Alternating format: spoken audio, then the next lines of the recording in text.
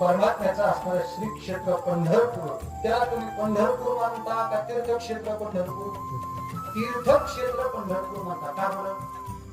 त्याचं कारण आहे तिथं स्वतः भगवान परमात्मा अधिष्ठान रूपाने आहेत आणि म्हणून त्याला तीर्थक्षेत्र म्हटलं जातं. जर तुम्ही कधी आळंदीला गेला तर आळंदीला सुद्धा नुसतं आळंदी किंवा अलंकापुरी म्हणायचं नाही, तर आळंदीला असेल, पैठणला असेल, अन्य संतांच्या समाध्या ज्या ठिकाणी आहेत त्या ठिकाणाला क्षेत्र म्हणायचं नाही, तर त्याला तीर्थ म्हणायचं. का? तर त्या ठिकाणी संतांचं किंवा देवाचं अधिष्ठान आहे. ज्या ठिकाणी देवाचं अधिष्ठान आहे आणि ज्या ठिकाणी संतांचं अधिष्ठान आहे त्याला तीर्थ म्हणतात. विठाला विठाला